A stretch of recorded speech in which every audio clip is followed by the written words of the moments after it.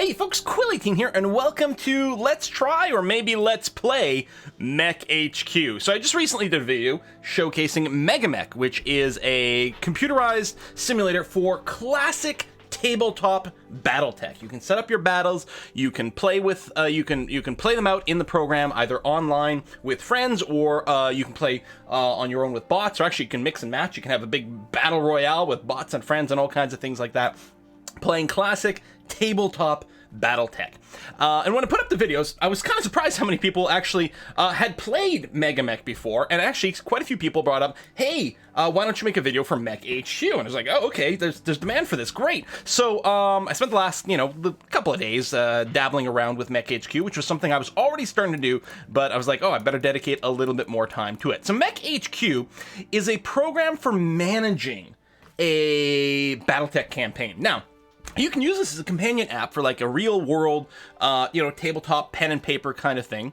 Or you can use it, in particular, what we're going to do today is use it as part of an against the bot campaign, which is, so you're going to get procedurally generated contracts and missions and have to manage your entire mech outfit. And when you go and take contracts and get missions and have to play out scenarios, then you will be playing out the scenarios within MekHQ. Or you actually will have the option, we'll see that in a bit, to just print out all the relevant info to play Tabletop of the Buddy, and then just come in and manually enter what the final result will be.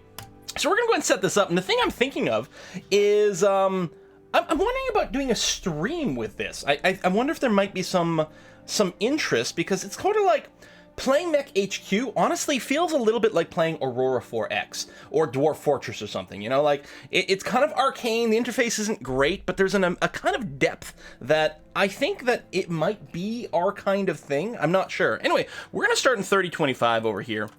Again, this is going to be fairly basic tech level in the Battletech universe. Probably about as basic as you can get, because if you go further back in time, you actually get better technology, because you're closer to the sort of Star League and all that kind of tech still being active. And if you advance the timeline a little bit, you actually get to uncover the data from Helm's whatever, and sort of new/old technologies come back, and things get more powerful. So I'm going to set things up here for just that sort of basic tech level, which is mostly going to be dangerous for mechs that use ammo, because it means we don't get the case tech, which means that ammo explosions basically are going to one-shot your mech. But hey, that's fun. Who doesn't like a little bit more RNG? Anyway, when you start a MekHQ campaign, you're going to be able to choose one of these game presets over here. Just, adjust a few things about the campaign. We're going to go with the official ATB options over here, the against the bot options. Everything's sort of tuned for an ideal experience that way. By the way, the soundtrack you're hearing in the background is from the latest Battletech computer game. Figured, hey, that'll probably fit. So yeah, the campaign options comes up when you set up. You can change your date again. You don't have to play as a mercenary. You can play as, part of the Draconis Combine or something. I haven't really experimented with being attached to, say, one of the Inner Sphere houses or even one of the clans, for example. We're just going to be playing a mercenary one over here. I think that makes a lot of sense. And we need a name for our campaign. So, I think it'll be like the Belgian Bruisers or something. I like alliterations. Can I think of another thing with B? I don't know, the Belgian Bruisers is pretty good. You can tweak the date again. You can also choose your default camo option for your mechs, which is pretty nice. There's one I thought was particularly cool. If I go down to, I think it's under, standard camouflage, hexes. This hex gold over here is very distinctive. It pops out, makes it easy for me to tell who my mechs are versus everyone else's, so I quite like that. Now, there's a bunch of other tabs over here, and you can tune a bunch of different settings that you might want to do for various reasons. One thing I would mention on repair and acquisition, this might not make much sense to you guys right now, but this option here, only support personnel can make acquisition checks, or even changing the acquisition skill, maybe even to automatic success.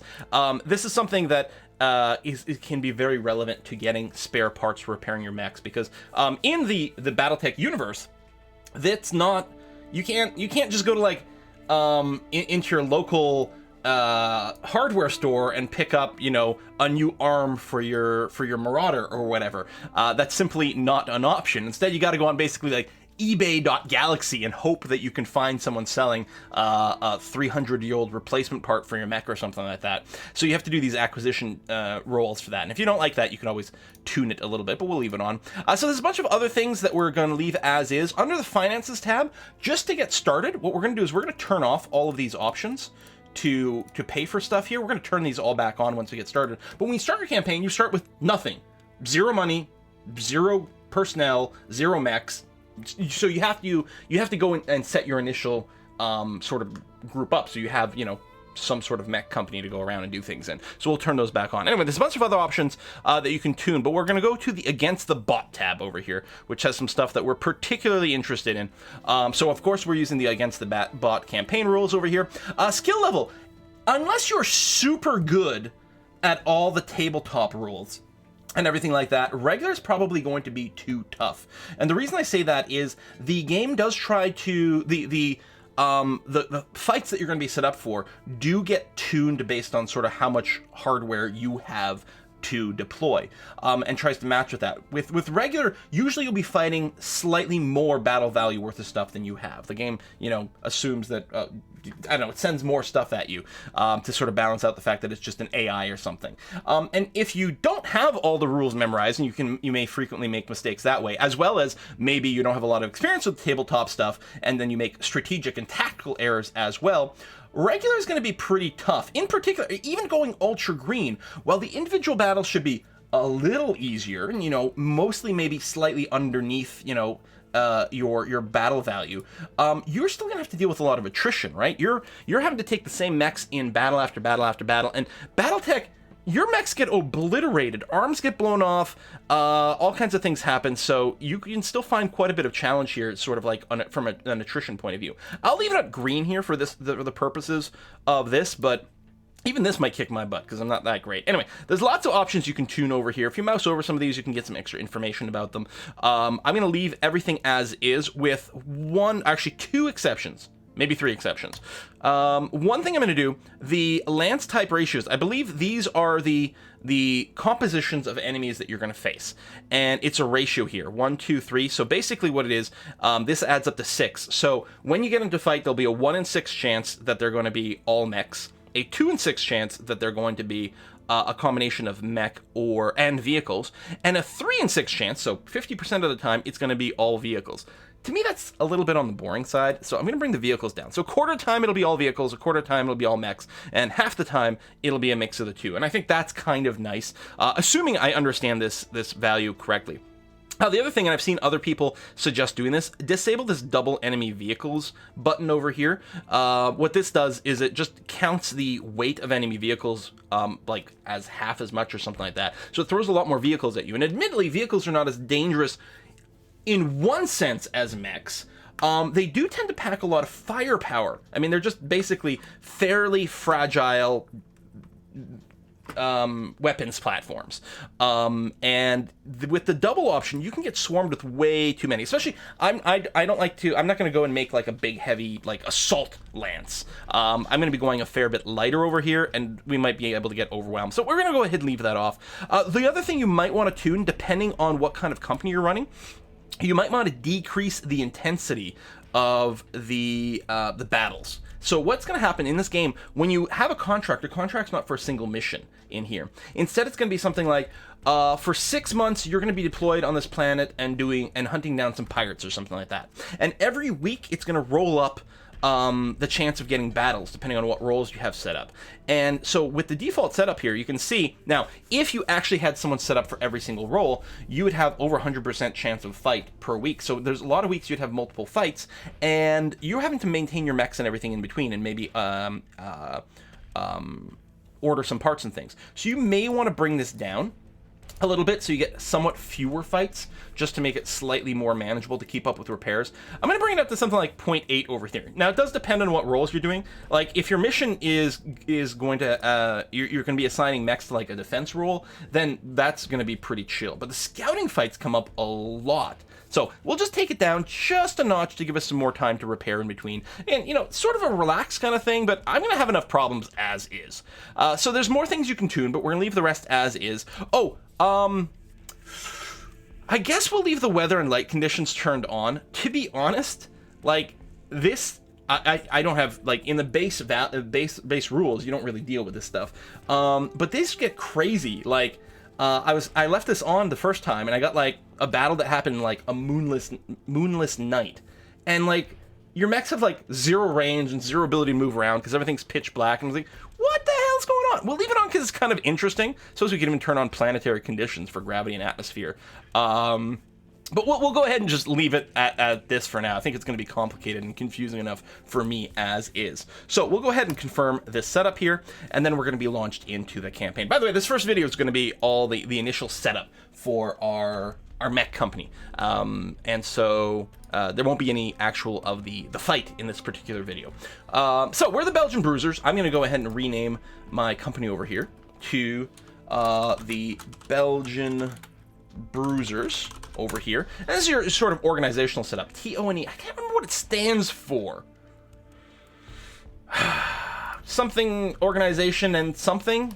I don't remember. We're going to come back to that tab right now. There's not a whole lot to see, but you can see there's multiple different tabs that you can play with over here, as well as numerous different window or menu options over here as well. Now, the MekHQ program, which is this one, is not where the game battles happen, but what happens when you do get a mission and there is a battle, you'll go and eventually you'll be hitting the start game button over here, and what it's going to do, it's going to launch MekHQ, and that's your tabletop sort of, you know, hex-based environment where you're going to be moving around with your units here. So it's all going to be handled through that program. Or again, if you want, you could just print out all the relevant mech sheets for this battle, and then you can just hit resolve. You can play it in real life with your friend, and then resolve manually over here, and just tell the program how did it go, how damaged are your mechs, who died, that sort of thing, which I really love. Anyway, so we've got a button here called GM mode. We're going to go and hit that on. So while this is toggled on, we're in game master mode. We can make some changes to our setup that you're not allowed otherwise. Now, there's ways to put passwords and limitations, but really, in a sense, there's nothing stopping you from cheating as much as you want, I suppose. Because again, with the resolve manually, you can just say, oh yeah, I totally played this in IRL, and oh, I killed every mech without taking a single piece of damage. I mean, you could do that. It'd be, what's the point in playing? But you could do that. Or maybe you have a story to tell. You want to set things up to a certain point, and so you're trying to set things up. Anyway, we're going to go. We've got we're Belgian Bruisers over here, and we're going to set up our company. Now, what I think I'm going to do is I think we're going to set up... Now, I think a typical company in the BattleMech universe is 3 lances, whereas a lance has 4 mechs in it. I think here you're allowed to have a lance that's up 3 to 6 mechs, but 4 is the standard, and I think a company tends to have 3. So we could base it around there. I think what I might do is build around 2 lances. We're going to be a twin lance company. And I just realized, am I going to name it Wallonian and... Wait, what are... Flemish? Are those the 2? Flemish and Wallonian? Am I getting those right? I don't know much about Belgium, because of course it's a fictional country that doesn't exist in real life. But I think we might do that sort of thing. So yeah, we might subdivide this to the Wallonian, I think that's how it's spelled, lance. And we can expand this up. And the Flemish lance. I'll have to double check it, but I think this might be true. So this will be our structure. One of these is probably going to be like a scout recon lance, and the other one is going to be sort of more of our main fighting force. I don't know how heavy. I don't think it's going to be a big assault lance, but we might do the typical configuration of like 1 heavy, 2 mediums, and a light. And then in, say, the Flemish lance will be our scout group. So we can put little icons and stuff too. Change force icon, and there's categories for things, but you can also build your own layered icon here. So we can do something like this is a light lance over here, and we can even specify specifically that it's a recon lance if we want. Although, you know what, I think we'll leave that off. Just marking it as light lance is going to be pretty okay. So we're gonna have that, and then this lance over here is going to be. I don't even know if it would count as a heavy lance as much as a medium one. I don't know what the borders are. I think a medium lance might be up to 200 tons total. So in practice, we're going to be a light and a medium lance. So again, you know, that's one of the reasons I tuned down some of the settings, is I think we're going to be less of an intense company over here. So even the word bruisers might be a little ill-fitting, but it's going to be there. Before I go any further, I'm going to make sure to save the campaign here. Boop. Comes with some sample campaigns in here too, if you've got someone, probably based off various books and things. And of course we could put a logo for our Belgian bruisers themselves. But okay, moving on. So we're gonna need some mechs. We're gonna start with that, I think, and that sounds pretty good. So in the marketplace over here, now there is this unit market, and this is what you're gonna use when you're actually playing the game over here. And there's aerospace vehicles. There's vehicles like tanks, and then there's mechs over here, which is what we're interested in. Now, these mechs here are the mechs that are immediately available to purchase today. We're currently on planet Galatia. I don't know how people prefer to parse this name, but we're on this planet, and these are the mechs that are available on the market today. In fact, a lot of them are below market value. So this Jenner over here is being sold at market value, 3.2 million C-bills. But this Griffin is, this Panther is the most below market value. It's only 80% of. So instead of costing about 2.5 million C-bills, it's currently coming in at about 2 million C-bills over here, which is pretty nice. And so you can buy these, and the advantage of this is they, again, would be available today. You purchase them, boom, they go in, assuming you have the money, they show up in your hangar immediately. Now, there's a limited selection over here, and we're setting up our initial company, and so we're going to use the GM mode tools to instantly add mechs of our choice, rather than just shopping on the initial market. So we're actually going to go back here to Marketplace and go to Purchase Units. Now, this allows you to purchase any kind of mech that has been released in the game. This is automatically organized based on like the current era and stuff like that, I'm pretty sure. To make sure that it's all appropriate mechs to a certain extent, and there's a big advanced search button over here. Now, when you're playing the actual campaign, you can use this still to purchase mechs, but these are not mechs that are necessarily available or being advertised on the open market on your planet. It's not on, the Galician Craigslist. Instead, what you're doing is you're going to try to start scouring ebay.galaxy or posting your own ad to say, hey, look, I'm really looking for a Hermes over here, willing to pay fair market price for it. Please let me know if you've got one available, so on and so forth. And so to hit this buy button, you can see it's got this target number over here. That's what TN is, target number. I know the font might be a little small here because I'm running at 1080p, but anyway, that's what it is. And it currently says impossible because no one on my force is capable of acquiring parts. I literally have no personnel, so I have no one with any kind of skill to make the skill check to see if they can successfully scrounge up one of these, in this case, this Hermes over here. But if you're looking for a specific mech to add to your lance, this is how you can do it. You're going to need skill, and you may have to wait for it to be delivered. Now, because we enabled GM mode over here, we have this add GM over here. We can instantly add any mech whatsoever to our company, and for free. Again, we're trying to do our initial setup. So with the let's start with our scout lance, the Flemish lance over here, which is going to be our scout lance. What I want for this is I want a group of fairly fast mechs, and the reason this is important is because in the campaign, if you get a scouting scenario, a couple of different things will happen. First of all, mechs will deploy based on their movement speed into the field, which means fast-moving mechs will deploy on an earlier round than slow-moving mechs, which means if you don't have a sort of unified movement speed on your mechs, you're going to have like a couple of light mechs on the battlefield, early on in the battle, and then like 5 rounds later, your heavy will show up. Because it just moves so slow, it couldn't join into that quickly enough. And that seems to be heavily based around scouting type scenarios is how that works. In addition to that, a lot of the scouting type scenarios that I've seen are something like, okay, you're going to deploy on the eastern edge of the map, and your goal is to get a unit it's a recon mission. Your goal is to get a unit to the western edge of the map, stand there for 2 rounds, and then run back to the eastern side of the map and retreat. And that is your goal for this mission. It's not necessarily about killing things or anything like that. You're just trying to do that, and that's your definition of success. And so light mechs who move really fast will be able to achieve that a lot easier. And you get a ton of dodging bonuses to your defense in Tabletop Battletech based on movement, and a fast mech actually is legitimately quite hard to hit, especially if you're taking advantage of the various terrain that's around. So what I'm going to do is I'm going to pop into advanced search over here. Well, first, what I'm going to do is I'm going to see our recon lance doesn't just have to be lights. Now, while lights are some of the fastest, for example, this Hermes over here moves at walks at a rate of 9 and runs at a 14. That is crazy fast. And if we look at the light mechs, I mean, we've got a 6. So the first number is the walk speed. Second number is the run, which is always 1.5 of the walk rounded up. So the first number is really the important one for the movement. So 6 is this. It's got a third number. That's the jump distance. So this one has jump jets. So 6 is 9s, right? That's the Hermes. The Hornet over here doesn't move as fast, only to 5. What else we got? The Javelin's moving at a 6. The Jenner moves at a 7 with jump. I like the Jenners. They move really fast. Interesting, the Jenners don't have a torso twist ability when you have all the advanced options for quirks and things like that. They're not built that way. They do have the ability to flip their arms backwards, though, and shoot behind them, which is kind of spiffy. The Locusts are very quick as well. I mean, they're just 20-ton mechs. They're, in theory, dirt cheap.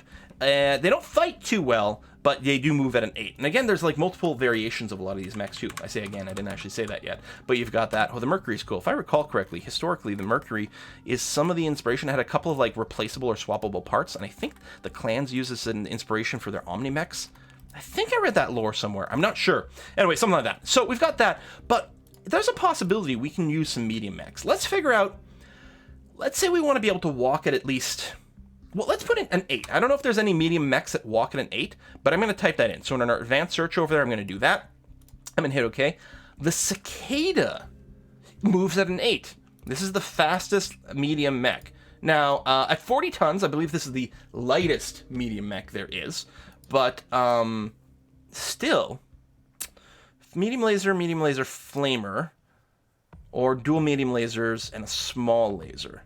That's interesting. If I tune this, let's say if I put a walking speed of at least 7. Interestingly enough, walking speed of 7 or 8, they'll have the same run speed because of the way the rounding goes. So that opens up the Assassin. Ooh, I do like the Assassin. It's a great name, first of all. And I like its composition of weapons, its complemented weapons. Medium laser, SRM2, LRM5. Very nice. What's interesting about this is the total heat generated by firing all 3 of your weapons is 7. And your default heat sinks, everyone's got at least 10 heat sinks. So we're generating -3 heat per turn. It's worth noting that jumping generates quite a bit of heat. So what this really means is the Assassin can jump like crazy and shoot and still have a pretty good handle on its heat. I like that. So we've got the Hermes 2 over here. No jump jets. The Mercury 2 which does have jump jets. The Nitro and the Sandpiper. Now, what I'm going to do is I'm going to switch this thing. I'm going to specify we're only going to accept standard internal structure as opposed to endosteel, and standard armor as opposed to ferrofib over here. Just because, again, I'm trying to keep fairly low tech. So that'll do this. All right, I'm kind of okay with something like this. The Hermes... Machine guns, flamers, I mean, the weapons, I suppose, don't matter that much. It is funny that the flamers, like, they can be used to generate a lot of heat in your opponents, and that can be kind of devastating. I think what I'm going to do is I'm going to get an Assassin and a Cicada, and then I'll get some light mechs that are going to be a little faster.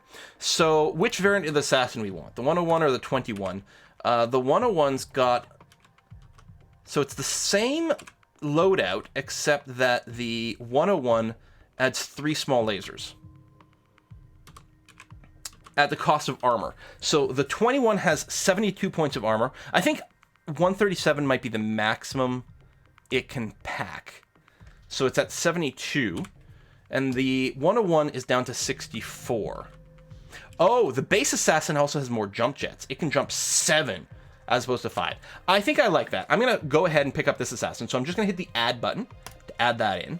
And then we'll grab one of the Cicadas. I don't know which version we want. The 2B has less armor and also packs a flamer. You have a PPC? PPC and 2 machine guns. Has 11 heat sinks, so the PPC generates 10 heat. Walking generates 1, so you could walk in PPC every turn. Just fine. If you run, then you'll accrue a little bit of heat, but even then it's not too bad. Machine guns literally generate 0 heat. If you go with I think this is the most standard setup here. The Cicada with the dual medium lasers and a small laser. So that's 7 heat there. So again, very, very heat manageable. But the thing is, we could walk and flamer. Now the flamer has ammo, which can explode. Doesn't it? Maybe not. Maybe the flamer just vents plasma or something like that, because it doesn't have an ammo location. Oh, this is the one with less armor, though. Okay, I'm going to go with this one. I think it's the base model. Dual medium lasers and small laser. Very heat efficient. No jump, but it does move pretty fast. So we'll add that in. And then we're going to go to the lights. And we'll sort by battle value, which is the most reliable way to sort of like sort by power. There's also price as well, which let's factor into maintenance and things. We're not going with the Talon. Let's get an ER PPC. This must be a clan mech. It says inner sphere. Oh, 3058 for the Star League. It's interesting that it shows up as the filter. Oh, inner sphere tech class. And only show me mechs, although I think you were doing that. It's still showing me the Talon. Like introductory box set level? It's still showing me this. It must, the filter, I'm realizing now, I think the filter is based on the weapons. And that weapon probably exists somewhere. Huh. Oh, hold on. And then you click, oh, this filters this table and to a list of weapons, and then you can see, you can do something like, show me everything with a PPC on it, or something like that.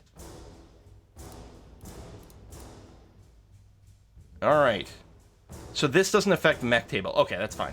So we'll skip the talent. Oh, Jenners! I love Jenners! 4 medium lasers. So they only have the 10 heat sinks, so they do generate 12 heat by firing all of these, but you don't have to. And a lot of times, because of the arms, some things will fall into one arc or another, but not necessarily both. And I mean, you can't beat this speed. Also, look at this 112 armor on the JR7F. That's more armor than our medium mechs have. Of course, our medium mechs, I think, are all 40 tonners, so the Jenner's basically in the same class. Now, there are more than one Jenners. This one here sacrifices a lot of armor. Hang on a sec. What's the real difference between these guys?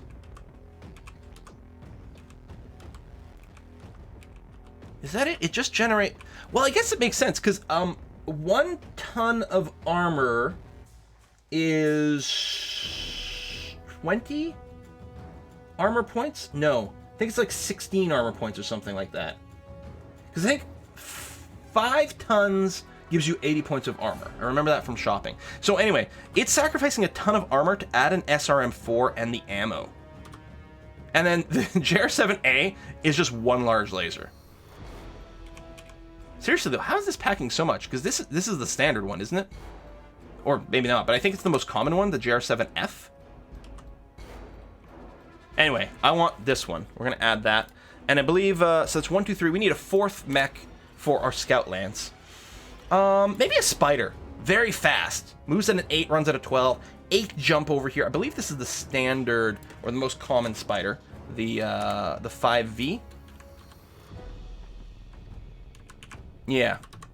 They're all pretty samey. This one here with the machine guns has 2 fewer jump jets. I mean, jumps at a 6 is still crazy. But yeah, we'll go ahead and add that. So, alright, we've got a bunch of mechs for the Flemish Lance, which will be our scouting lance. So if we go to our hangar, we see them over here.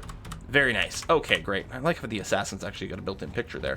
So we've got that. These are how our mechs are going to show up in the game. You can see that hex pattern in there, which I think is very cool, very distinctive. I like it a lot. Alright, next we need some people. Well, we also need to go and hire the rest of the mechs for our Wallonian Lance, but we're going to come back to that. And what I might do is do that in between videos, because this one's going on long enough. So what we're going to do is we're going to get some mech warriors. Now, you can hire mech warriors one at a time. You go to, oh, first of all, there's a personnel market, which will regenerate, I think, every Monday in the game, and will base itself based on other things, like how much money you got kicking around, or reputation, or something like that. And you can look through things over there. But again, that's not what we're going for right now. We are going to go to hire over here and hire people this way. Directly asking for a particular type, it'll be generated on the fly, and we'll hire them in. So you could do this one at a time, but you can also hire in bulk, which is kind of handy. So let's say for mech warriors here, we are going to want 2 lances. So so 4 mechs in each lance. That's 8 mechs. So we need 8 mech warriors. So we're going to ask for 8 of them over here. We'll hire that. Boom. Now, these mech warriors will be generated with a variety of different skills. The game automatically, the first one that it hires, will, I believe, get this tactics boost. There's a couple other things that I think might generate, but there's something of that nature. Because it assumes the first one you generate is going to be your commander, and like the next 2 will be your like senior staff or something like that. So it generates a few people with some bonuses like that for your initial setup. We didn't get any elites, which is too bad. If we look at the skill, 5, 4, 7, 6. Wait, you're really crummy. I guess these guys are green for a reason. And I just got this face pack that I downloaded from the forum that's got faces from a variety of different sources. Because why not? Anyway, safety are over here. So literally, if we sort by skill level, wow, we didn't get any super strong mech warriors. That is a damn shame. The guy over here with tactics, we're gonna get him to be leader. So if we go ahead and we edit this person, which we're gonna do with gem mode over here, so we get to rename them and do various things like that. We're gonna go and rename. Well, we maybe we'll leave the base name, but I'm gonna give you a nickname over here, and I've got my list of Twitch.tv subscribers in the other window. I'm just randomizing it now, and so we're gonna use Mixed Trait over here. We're gonna declare you one of the founding members of our group. And now there are skills over here, right? And you can add skills, you can tweak skills. Again, we're in GA mode over here. There's also special abilities that people will have, and based on their rank and things like that, they should start with a certain number of them. In theory, they might get generated with some, or you can go and click some prosthetic tail. What? Okay. Oh, not implemented. I see. Weird. You can give people edge. This is part of like the tabletop role-playing game, as opposed to the sort of, you know, the Battletech game. Well, I guess we'll leave it as is, and that's going to be fine. We're not a clan or anything like that. So mixed trait, and does it show up over here? No, it doesn't. So I wonder, should I do this so it shows up in the list? It might feel a little bit better. The other thing I could do is just remove the name completely and just go by call signs. Maybe I'd prefer that. I mean, I think that's probably okay. Like, in terms of realism, I don't know what's like better and more satisfying. I think we're just gonna go with this. Excellent, I like it. So this person here, first of all, we're gonna give you a rank. We're gonna have you be our captain. And we're also going to set a special flag to say that you are the commander of our entire unit over here, which will have a variety of different modifiers in and out of combat and various things like that. You've got this cool little like health sheet for people with their various names, doctor's notes, and this will fill up as they get injuries in combat. You can come back here and really do some investigation over their situation. So mix rate over here is going to be our captain. And let's then we'll get Darren over here. And so first of all, we're going to set you, you're going to be a lieutenant senior grade, and you're going to be the person who's going to be responsible for running the light lance. You're going to be in charge of the light lance.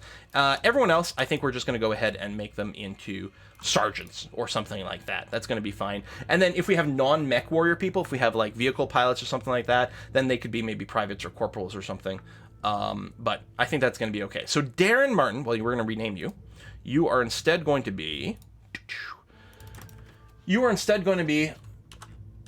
Vortirion. Maybe I should capitalize this? Probably I should. I mean, the usernames aren't, but I think it'll look a little bit better if we capitalize them in here. Boom. Mixed trait and Vortune. So Vortune over here, I'm going to go and assign you to a unit. And yeah, you can set spouses, people can become pregnant. There's all sorts of like extra role-playing stuff in here, which is kind of cool. But you are specifically going to pilot either the assassin or the cicada, both of which are medium mechs, are a little bit better. Tell you what, the assassin. I think the assassin is super cool. So Vortrin's going to be assigned to the assassin. Now we're going to have to do more of this stuff, but the other thing we can do is over here in the TO&E, and I should really look up what this means. So in the Flemish Lance, I'm going to add a unit here. And so Lieutenant Senior Grade Vortrin, who is in the Assassin, is going to be assigned to the Flemish Lance over here. So we're going to do a little bit more of that. I guess, okay, let's go real quick. Let's, for the Scouting Lance, should be mostly the greens, I suppose. These guys have a little bit of experience, though. So the greens that have some experience, we're going to assign you to the rest of these guys. So assign to unit, you're going to get the Cicada. Assign to unit, you'll get the Jenner, and you will get the Spider over here. And I'll rename these guys in between episodes. And then we can keep flushing out the Flemish Lance by adding the remainder of these guys over here. Boom. But there we go. We have a lance. We can see the group, everything over here. Everything is undamaged. I'm going to continue to develop the Flemish lance here before we put a cut, and then we'll come back and we'll do the Wallonian one at the start of next episode. So other things that we need. In the hangar here, you can notice that there's a field for tech over here that's empty. And in fact, if I hit Advanced Day, I'll get a warning here that I have unmaintained units. And that's because there's no tech responsible for taking care of these guys. Now, you can have, say, like 1 tech per unit, and then you get really fast repairs and turnarounds, and it's really good. I think we're going to be on a little bit more of a budget. So what we're going to do is we're going to hire 1 mech tech for now, for this unit. We'll fill this in a little bit more later on, but we're going to hire 1 mech tech over here, and rather than do it in bulk, this is the screen that comes up. You can regenerate them a few times. You also get the opportunity to edit the statistics ahead of time. So we're going to have, this is going to be Harmonium. Harmonium 60 over here is going to be our mech tech, and we can scroll down, tech mech, level 4, so her target roll for her target difficulty on 2d6 is going to be to roll a 5 or above. Higher level you are, the lower the difficulty gets. It's sort of a, this is sort of a side effect of the original design of Battletech versus the design of the sort of RPG system. So you get this weird sort of inversion, but it kind of works. So anyway, so Harmonium over here is going, it's actually pretty decent. Level 4, that's very respectable tech level. That's actually like basically like the regular tech level over here. So that's great. So we're going to hire you. That's going to be fine. You show up on our list of personnel over here. There's Harmonium. Usually I think we'd order by rank over here. So you're going to come in here. Maybe we'll give you a rank of private, let's say. Private Harmonium, and you are a mech tech. Now, there's a few different ways I can assign you to a mech. I can right-click on a mech and specifically assign a tech. And a tech can be assigned to more than 1 mech. But something I want to try, because I'm not sure, you can assign a tech to a force. And if I do that, does that count? Ah, there we go. So that is a way to do it in bulk. Harmonium was assigned to every mech in here, and has to split her time between doing all the mechs over here. Now, she's got enough time. Every mech has a certain, I think probably 8 hours a day. It's counted in minutes, but I think that's what it's based on. So however minutes, so 480 minutes a day worth of work, I think. And some amount of time is taken just by doing normal maintenance. And I think at the end of every month, each mech has a role to see if the condition of the mech, and in fact, each mech subsystem, to see if it improves or degrades. I think there's a show last maintenance report here. Oh yeah, it'll be blank because there hasn't been any maintenance yet. But you'll see some of that. There's also a bunch of customization you can do. It's kind of awesome. The quirks list, for example, I don't think the assassin has any quirks listed, but if we take a look at the Jenner over here, we should see something called, we should see no torso twist in here. Negative, yeah, no torso twist. This is something that just Jenners have in sort of the extended Battletech system over here. And of course there could be sub quirks for individual mechs that might have something funky, like this particular Jenner also has, you know, buggy targeting or something like that, but hopefully we don't have to deal with it. Anyway, so there's the basic maintenance. In addition to that, when a mech gets damaged and has to be in a repair bay, every repair takes time, and it's possible that Private Harmonium will have enough time to do that, or we might need some extra backing. I think what I want to do is I kind of want to have 1 main tech for each of the 2 lances, and I think an additional tech sitting around to be able to assist with more emergency repairs or something like that. So that's probably the organization we'll do. Before we end the video, I want to get the last few bits. Again, we'll set up the second lance sort of in between videos, but other personnel we're going to need in here, if we hire, we're going to need at least 1 doctor to deal with all the injuries that will happen to our mech warriors while they're out fighting. Every time they come back from a fight and they've taken any injury hits, they're going to have to be healed by the doctor. So this is going to be Dr. Narnak over here. Dr. Narnak is going to be our doctor, and medical skill is only 3. Tell you what, let's give you a baseline medical skill of 4, so you'll be sort of similar to everyone else. All right, you're going to do that, and we will go ahead and hire you. Excellent. So let's not give you a military rank. We'll leave you there. So we've got that. You will also need some medics. Each doctor needs 4 medics to go at full strength, and we could hire those individually over here and actually have them gain XP and things like that. But it's not terribly important. So we can go to the medic pool, and say bring all medical teams to full strength, it's going to hire, you can see here at the bottom, 4 temporary medics. We can do the same thing with our technicians because each technician requires assistant techs to help out. In fact, needs 6 per technician. So we're just going to go ahead and do this and get 6 temp techs. So they doesn't populate the personnel board. And they're not important enough, I think, to necessarily babysit, although you totally could if you wanted to. The last thing we need are some administrators. And we need administrators for a few different things. There's command, logistical, transport, and HR roles. And they all need the same skill, which is just the administration skill. And so logistics is responsible for finding parts for us, for example, and different things like that. So what we're going to do is we're going to hire someone in administration. We're going to go ahead and give you a subscriber name as well. You are going to be Green Eyes 78. Green Eyes 78, welcome to the party. And so you've got your administration skill. Let's again give you that sort of 4 over here, which is a good baseline skill, and we're going to hire you. Now by default you were hired for admin command. What I'm going to do is I'm going to give you a secondary role. You could actually soldier because I guess you have a firearm skill, but we're not going to do that. We're also going to put you in charge of logistical traits over here. So you're going to wear 2 hats, and we're going to get a second administrator, and it's going to be the same scenario. So you are going to be Rushetta fan. With a U, I think. I think I misspelled this. Yes. Rushetta fan over here, and small arms, and again, we'll bring you up to a 4 over here for your skill. We're going to hire you, and you've got admin transport, and the second hat you're going to wear is admin HR. I don't have enough experience with MekHQ or the... most of these things are actually defined very much by some of these extra rule books, these extra Battletech rule books. And I don't actually know what all these roles are used for, but they're necessary. So at this point, I believe we have a fully functional company with only a single lance. So I'm going to put a cut in here. In between episodes, I'm going to go and develop the Wallonia lance. So just 4 more mechs. We've already got 4 more mech pilots ready to go. I've got to rename them. I'll get an extra couple of techs, and after that we'll start the recording and we'll look at the contracts market over here and look for our very first job. Thanks for watching, folks, and I'll see you guys next time.